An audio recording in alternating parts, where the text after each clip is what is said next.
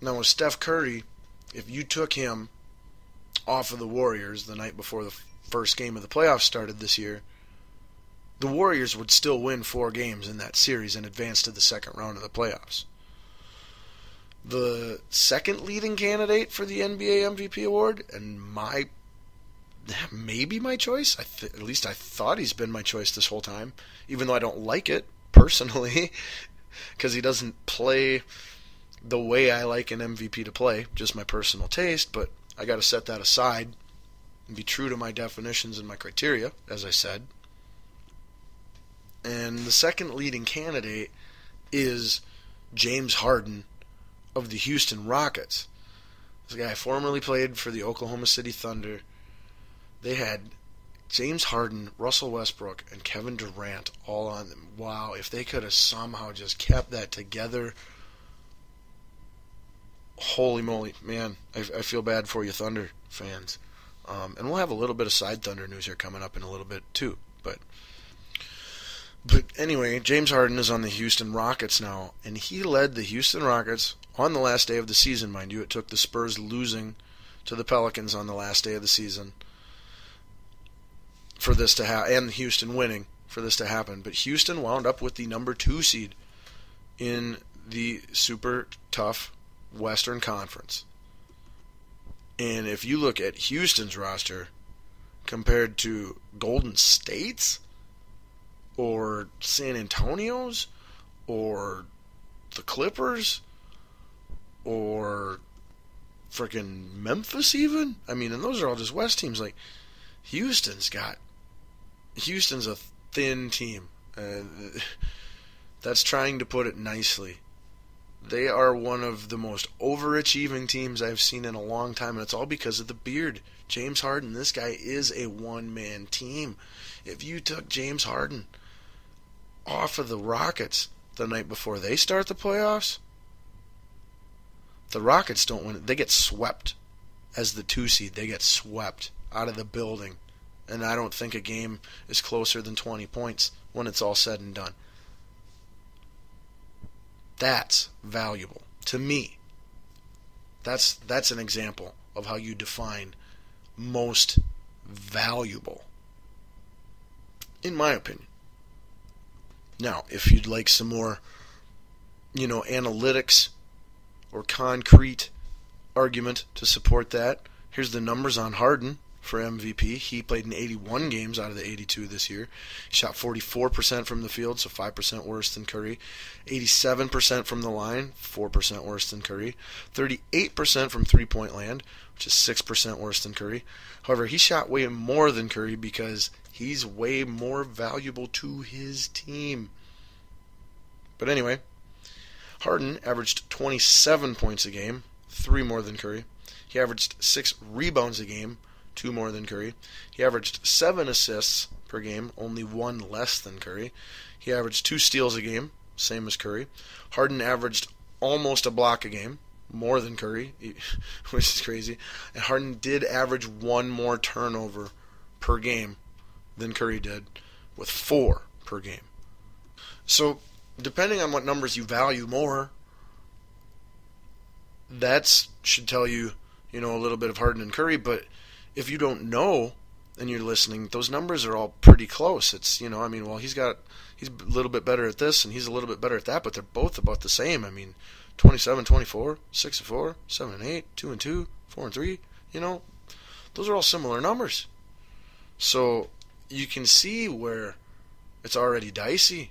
It's hard. We got these 2 guys on the 2 best teams in the best conference that both have really similar great MVP numbers. One's on a team where he's doing it all by himself, and the other's on a team where he's got some studs surrounding him, that being Curry. An example of one of the studs surrounding Steph Curry would be Klay Thompson, the other Splash Brother. That's the nickname that they got for those 2 guys, is the Splash Brothers, Steph Curry and Klay Thompson. Klay Thompson led the NBA in 40-point games this season. Not Curry, not Harden. Curry's teammate had more 40-point games than any other player in the league. If your teammate is scoring 440-point games, how can you be the most valuable player in the entire league? Not saying you're not. I'm just asking the question out loud. He's got a power forward in Draymond Green that is a beast and just getting better. Andrew Bogut at center, former, I want to say, number 1 overall pick. I know he was top 3 for sure, but I want to say it was former number 1 overall pick to the Milwaukee Bucks, I believe. Wasn't that happened? But he's back and healthy and is as capable and productive as a center as most teams have in the NBA. They got tons of talent at small forward in Andre Iguodala and Harrison Barnes. I mean, the Golden State Warriors are a great, put-together, complete, deep, highly talented basketball team. They should be winning 67 games a season with that team if everyone's healthy. The Houston Rockets, with everyone healthy, should never have been the 2 seed in the West. Let alone, they weren't healthy for most of the season. Dwight Howard was missed, 20, 30 games? Something like that. Not that he's all that great anymore, but still, he's decent enough to make a difference. The other guys on that team, Corey Brewer, a former T-Wolves reject. I mean, come on, you're asking T-Wolves rejects to do something for you. That's usually not a good recipe for success. Trevor Ariza is one of the best players on that team. Josh Smith is one of the best players on that team. These guys aren't that great, and no knock on them. I mean, they're good players, but they're role players. They're not all-stars like what Steph Curry's got playing alongside him.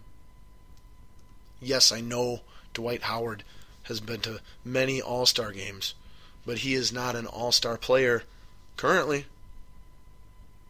So that's what we're going by there. And again, this is just the 2 guys at the top. This is, like I said, I have 4 guys that to me are worthy. So I'll give you the other 2 that I got in my top 4. This is who we're voting from. And then I'll give you my 2 honorable mentions who I feel are also very worthy. And then we'll try and pick somebody and move on to new topics. But again, I have found this NBA MVP race fascinating all season, and I'm just happy that we can finally have the conversation. So, third leading candidate, who in all reality, 3 and 4, the next 2 names I'm going to give you, they are the most valuable players in the NBA. They're just not the most valuable players of this 2014-2015 NBA season per se, but they might be. One of which we won't know until the playoffs are done. If he wins a championship, then there's no doubt he was the MVP this year. Whether he won the regular season award or not, he doesn't care. He just wants to win the NBA Finals MVP because that is the only MVP award that matters in the NBA. However, LeBron James is having yet again another MVP season. When he's with the Cavs, they're a title contender. When he's not, they're a joke. And they've got talent. They've got more talent than LeBron. Like Kyrie Irving is a beast. Kevin Love is, well, he's Kevin Love, but he's a real good third. If he's your third guy, that's a great third to have. So they got players without LeBron. But when he's not there, he missed, what did he miss? He missed 13 games this season. I want to say they only won like 2 or 3 of those games. Like they're terrible without LeBron. But if Kevin Love's missing for a game or 2 or 3 and LeBron's there, or if Kyrie Irving's missing for a game or 2 and LeBron's there, don't matter. They roll. They win. And when they're all there, LeBron's got them clicking. LeBron is bringing them together. LeBron's getting them to get it. And if those guys can get it with all the talent that I mentioned, they're scary, especially coming out of the East where there really is no other competition, really. Maybe the Bulls, maybe the Hawks, but, let's face it, if the Cavs are playing their best ball that they're capable of, no one in the East can beat them. It's going to take someone from the West. Now, LeBron James' numbers on the year outside of missing 13 games, as I said, he shot 49% from the field, which is great for him. Only 71 from the free throw line, though, which is not very good, and 35% from the three-point arc. He averaged 25 points, 6 rebounds. No, that can't be right. Not 6 rebounds. Is it? Yeah, it is 6 rebounds and 7 assists, as well as 2 steals, 1 block, and 4 turnovers again. That's a lot for LeBron. But he went to a new team with a new coach and a bunch of new players, and he got them to the second best record in their conference while missing 13 games. Like I said, those are all solid numbers. They don't leap out at you 25, 6, and 7. Doesn't blow you away for LeBron, but at the same time, when I say Steph Curry 24, 4, and 8, that blows people away. Well, 25, 6, and 7 is better than 24, 4, and 8.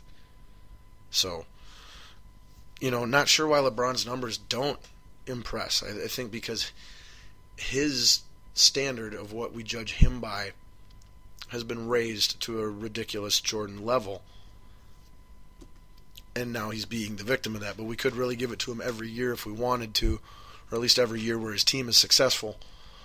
But like him or hate him, he is having yet again another MVP caliber season this year and deserves to be at least mentioned with his team success and his individual performance and impact. Now this fourth guy he's got one bright future. He is going to be one of the faces, one of the unibrowed faces of the NBA for a long time. And his name is Anthony Davis of the New Orleans Pelicans. He played for the Kentucky Wildcats just a few years ago, was the number 1 pick in the draft, has a unibrow that is, it makes you say, wow, the first time you see it. Even like the 100th time you see it, that guy's unibrow makes you go, wow, or damn, or, something. But he led his New Orleans Pelicans to the 8th and final spot in the playoffs on the last day of the regular season by beating San Antonio, who was playing for the 2 seed. And ended up being the 6th seed because they lost it. And, San Antonio is a title contender favorite for a lot of people. And for the Pelicans to go in there and win that game and get in the playoffs, it was an amazing thing. And it's all on the shoulders of the brow, Anthony Davis. That guy's incredible. He is a one-man team, just like Harden is in Houston, maybe even more so. Houston at least has tradition and a winning history and a culture that promotes success, whereas the New Orleans Pelicans have nothing and are simply building everything from this point on. So what Anthony Davis is doing down there in New Orleans is remarkable as well, getting his team into the playoffs over the OKC Thunder and Russell Westbrook. He deserves to be acknowledged for the great season he's had. Like I said, he played in 68 games this year, missed 14, shot 54% from the field, 81% from the free throw line, so he's a 10% better free throw shooter than LeBron, and this guy's a 7-foot-tall center. And he can handle the rock like Chris Paul, almost. This guy's phenomenal. He's only getting started. 8% three-point shooter. However, he did hit a huge three-pointer at the end of a game in the regular season over the Oklahoma City Thunder, as a matter of fact, that gave them the tiebreaker, which is what ultimately got them the 8th seed when it was all said and done. So yeah, he's a 7-foot center that can hit game-winning three-pointers. Jeez. He averaged 24 points a game, 10 rebounds, 2 assists, 2 steals, 3 blocks, and only 1 turnover per game. 1 turnover per game when you're your team's go-to guy. 5 combined defensive turnovers per game. Man, 24 and 10. Anthony Davis, the brow, one-man team, got him in the 8th seed, deserves MVP consideration. Now, my final 2 guys, and we'll try and wrap this up, move on to other stuff. I told you it's going to be a long show tonight. Definitely looking like possible 90-minuter, but we'll see. That's right, I said 90-minuter. But my last 2 honorable mentions, as I said, are Russell Westbrook of the Oklahoma City Thunder, who would be in the top four had his team made the playoffs.